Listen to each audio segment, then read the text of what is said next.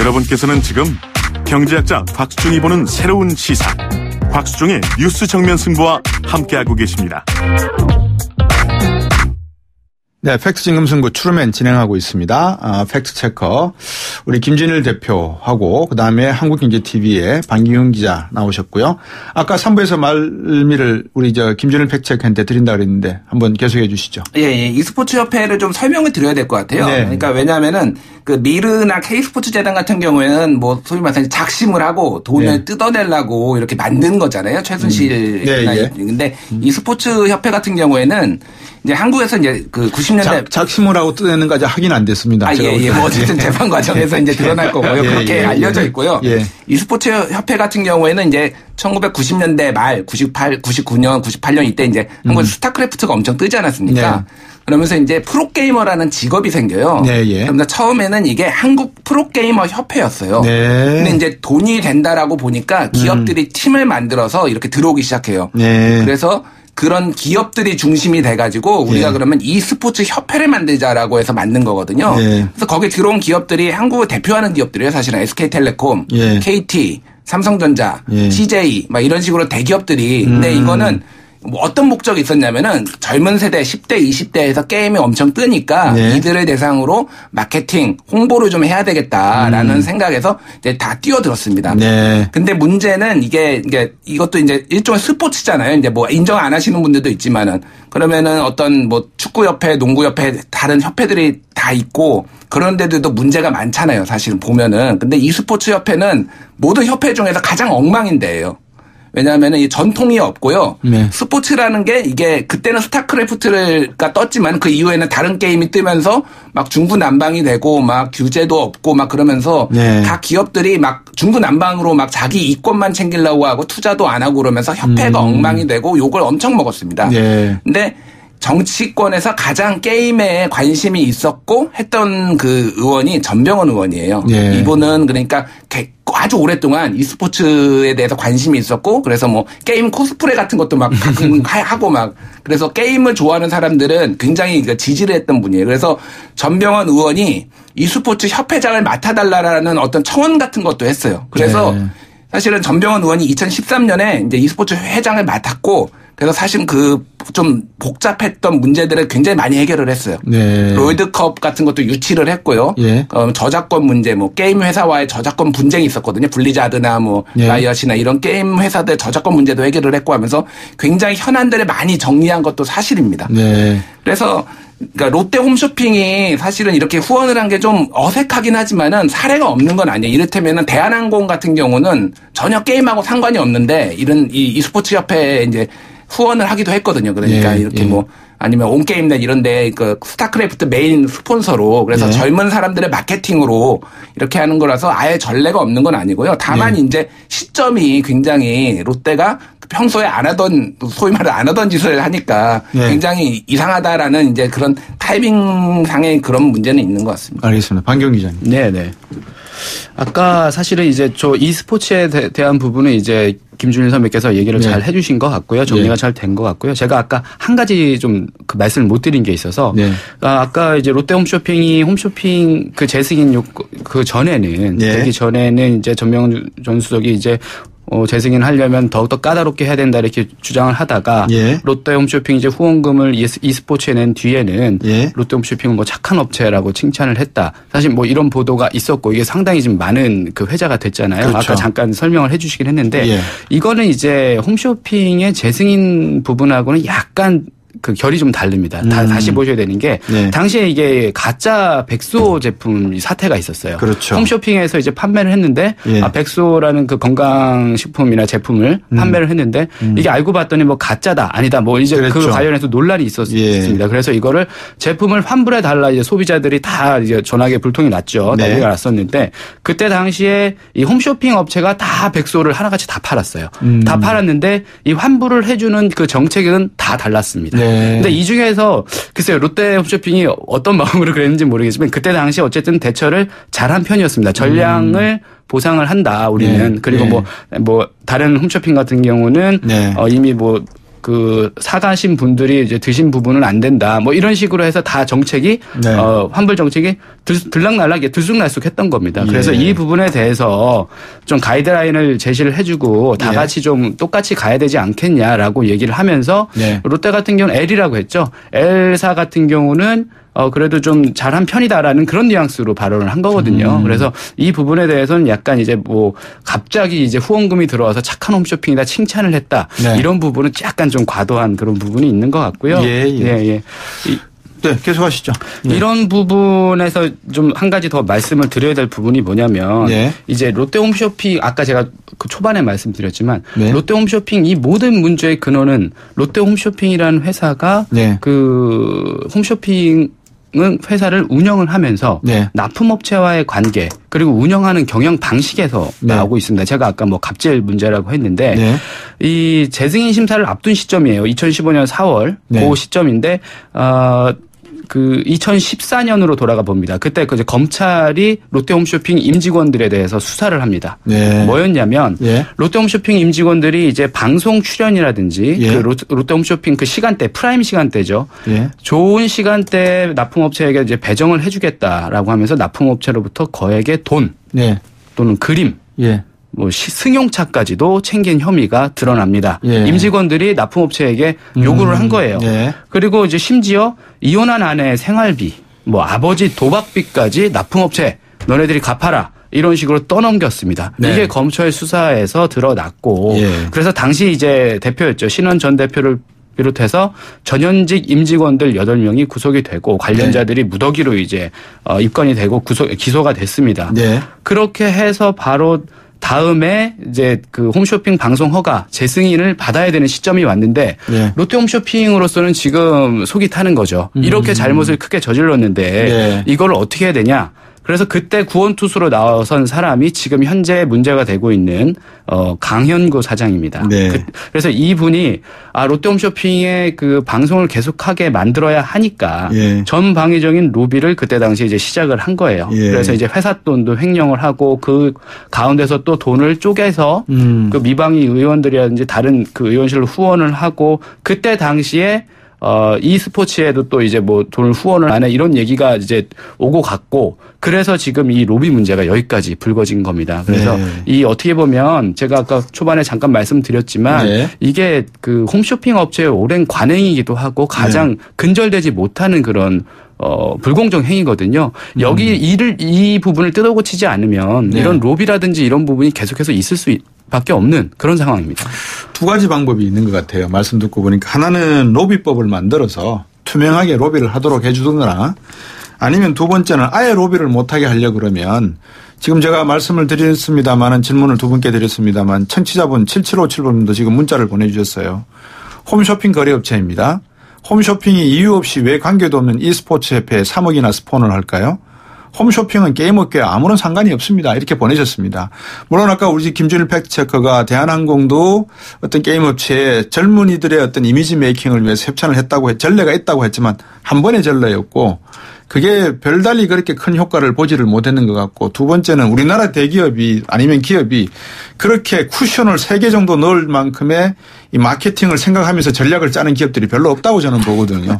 그런 관점에서 놓고 보면 과연 이 청취자분께서 보내신 이 글처럼 관행을 제대로 그냥 다 들춰내서 이참에 적폐를 다 털든지 아니면은 제도적으로 로비법을 만들어주는 게 어떨까 싶어요. 저는 뭐 그렇게 생각을 한다는 걸 말씀을 드리고 오늘 e스포츠 관련 사건 피의자 신분으로 검찰에 소환된 전병훈 수석 문제 짚어보고 있는데요. 롯데 홈쇼핑에 서연치 않는 재승인 과정 참 좀 나중에 말씀을 드려보겠습니다만 먼저 그 당시의 논란을 한번 정리해 봤습니다. 한번 청취자 여러분도 한번 같이 한번 들어보시죠.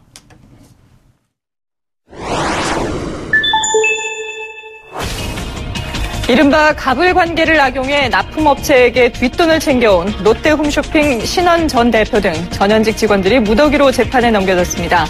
고가의 미술품을 챙기는가 하면 이혼한 전처의 생활비까지 요구한 것으로 드러났습니다. 아마 저희들 수사 결과에 보면 이건 아마 빙산의 일각으로 보이는데요. 훨씬 더 비리 규모가 크고 대부분 다 아마 금품을 주고받아야만 아마 납품이 가능할 걸로 보입니다. 롯데 홈쇼핑이 채널 재승인 과정에서 비자금을 조성해 금품 로비를 벌였다는 의혹을 뒷받침하는 단서가 계속해서 드러나고 있습니다.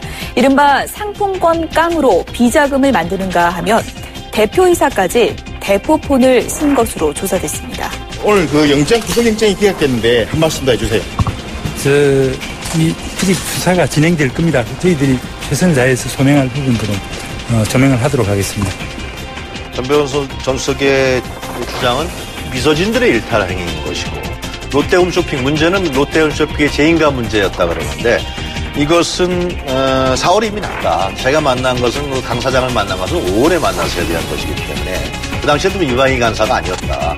그리고 이제 또 자기가 e스포츠 재단이라는 것의 명예회장이었고 결재라인이 아니었다. 그렇게 이제 주장을 하고 있는 상황입니다. 검찰은 실제로 강영구 사장이 검찰 수사에서 보니까 전병헌 전 수석을 만난 뒤에 3억을 후원했다라는 진술을 확보했다고 그러고 또 롯데그룹 보고서까지도 확보했다고 합니다.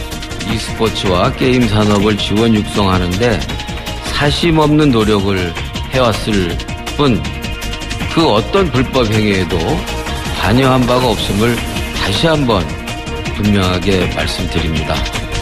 전병헌 전 수석이 국회의원 시절에 미방위에 있었기 때문에 롯데홈쇼핑 재인가 부분에 영향을 미칠 수 있었다라고 보고 있고요. 대부분 우리가 뇌물죄는 명시적인 청탁이라든지 아니면 대가성 여부라든지 또 직무 연관성이 있으면은 뇌물죄로 인정이 되고 본인이 직접 수수하지 않더라도 본인의 비서진이라든지 제3자가 본인을 위해서 그 돈을 사용하게 되면은 우리가 제3자 뇌물죄 성립이 되게 됩니다.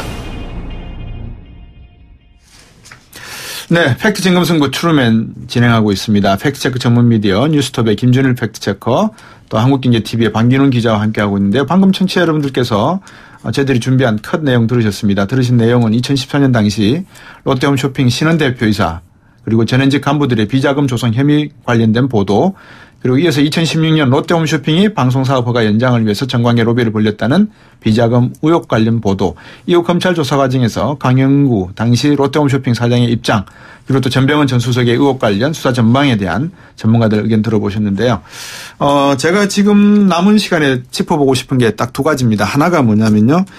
우리나라에 홈쇼핑이 몇 개가 있는지 그리고 이렇게 롯데 홈쇼핑이 문제가 된다면 다른 홈쇼핑 채널도 분명히 어떤 가불관계라든지 앞에서 지적해 주셨습니다만 다른 업체들하고 납품업체들하고의 가불관계 그리고 또 로비 문제가 분명히 있을 건데 이거 지금 안 돕고 다 이거 들춰내고 가지 않는 부분이 하나 있는 것 같고요. 두 번째 그래서 홈쇼핑 두 번째는 종편을 비롯한 우리나라에 채널이 엄청나게 많습니다. 그러면 이 홈쇼핑도 결국은 시장 장악력이라고 하는 게 채널을 빨리 확보해가지고 자기들의 마켓 레이쇼 점유율을 높이는 거 아니겠습니까?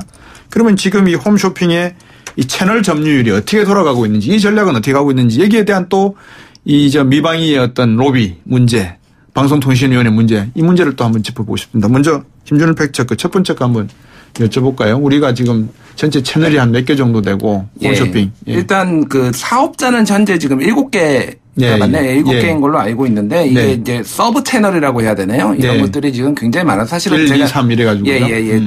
정확한 집계를 못 하고 있습니다. 사실은. 근데 이게 이제 예전 이게 뭐 문제라기보다는 어쨌든 뭐라고 해야 되나 상업적으로 굉장히 이제 어떤 케이블이 변하고 있는데 그 이제 SO하고 이제 PP 그 관계도 좀 봐야 될 것 같아요. 왜냐하면은 이제 SO는 이제 유선 방송 사업자고 PP는 이제 이런 프로그램 프로바이더에서 이런 이제 받아서 그냥 송출만 하는 쪽이니까요. 근데 보통 이제 채널을 줄 때 이제 케이블 같은 경우에는 이제 좋은 소위 말해서 황금 그런 것들이 다 이제 방송 그 돈을 많이 내는 쪽에 이제 배정을 하거든요. 그래서 입찰을 세게 하는 쪽에. 홈쇼핑들이 이제 굉장히 거기에서 SO 사업자들한테 굉장히 많은 돈을 내고 로비도 하고 사실은 이런 것들이 이제 이루어지고 있다라고 지금 알려져 있어서 그런 부분들이 좀 투명하게 좀 봐야 될 필요는 있을 것 같습니다. 예.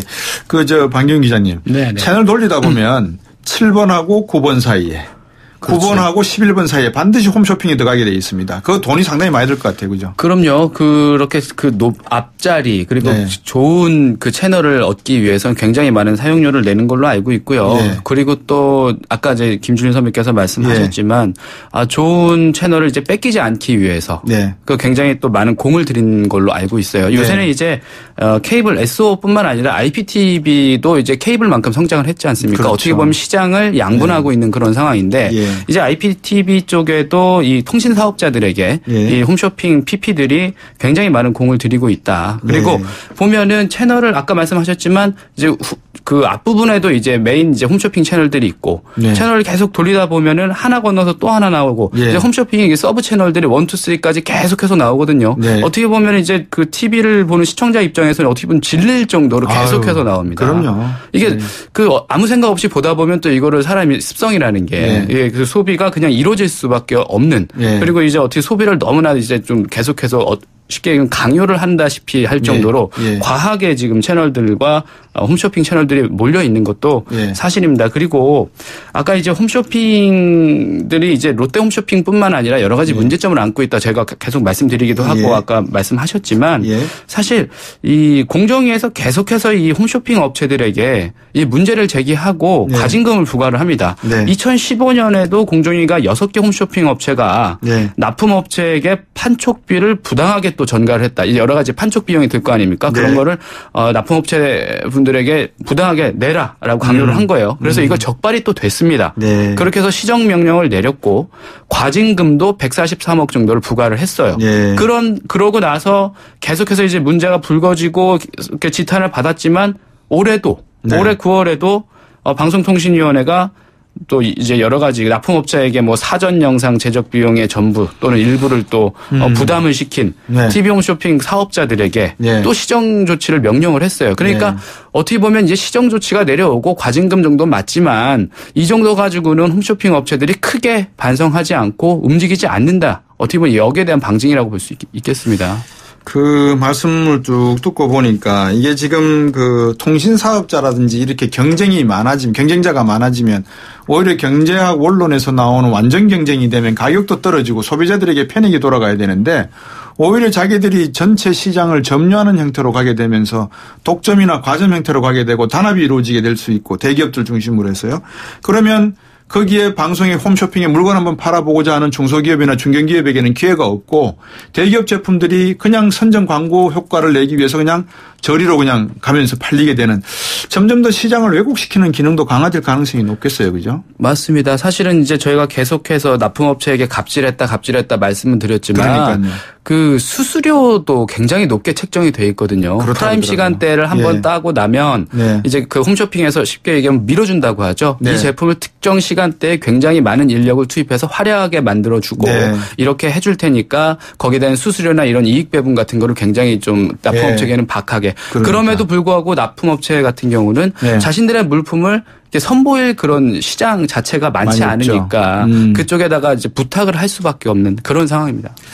그런 것 같습니다. 참 우리 사회 경제 구석구석에 우리가 좀 맨날 재래시장과 골목 상권과 뭐 대기업 관계를 이야기합니다만 이 홈쇼핑 관계에서도 그런 것 같고요. 결국은 이제 검찰 조사를 지켜봐야 된다 이런 늘 일상적인 말씀을 드립니다마는 어떻습니까? 앞으로 이 롯데 홈쇼핑을 비롯한 많은 홈쇼핑의 재승인 과정, 면세점의 특허 관련된 문제처럼 일부에게 주어지는 이런 특별한 권한에 대해서만큼은 공공적인 역할을 할 수 있는 부분을 반드시 요구 조건으로 놓고 어떤 벌가금이나 이런 상벌에 대해서만큼은 분명하게 할 필요가 있다 생각이 드는데 어떻게 보십니까? 예, 뭐 일단은 가장 두려운 거는 이제 재승인이 안 나는 거죠, 사실은. 그렇죠. 그러니까 그것만 명확하게 해도 아마 굉장히 많은 부분이 시정될 거라 봅니다. 그러니까 뭐 일종의 뭐 이제 규율 확립이라고 해야 되나요? 법치주의 국가에서 규율 확립인데 그런 것들이 잘 안 되고 로비로 지금 이루어져서 지금 이런 그러니까 추정되지만 어쨌든 이런 상황까지 온 거 아닙니까? 그렇죠. 그래서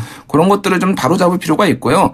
어쨌든 지금 이게 지금 그 특수활동비와 더불어서 이제 하반기에 그 내년 상반기까지 뇌관이 될 수밖에 없을 것 같습니다. 지금 이게 재밌는 게 보통 이제 청와대 정무수석의 비리에 연루가 되면은 야당에서 굉장히 공격을 해야 되거든요. 네.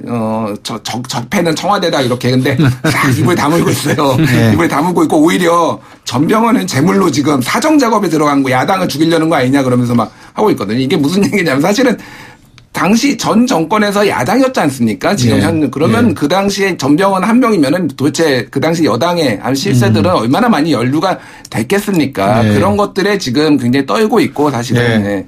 방금 김준일 팩트체크 하신 말씀이 듣고 보니까 생각이 나는 게 2007년 2월 달인가요? 그때 노무현 전 대통령 탄핵 이야기가 막 나왔을 때 일부 의원들이 열린우리당을 만들고 일부 의원들은 뛰쳐나오고 막 그런 과정이 벌어지거든요. 그때 뛰쳐나간 의원분 중에 한 분이 전병헌 전 수석입니다.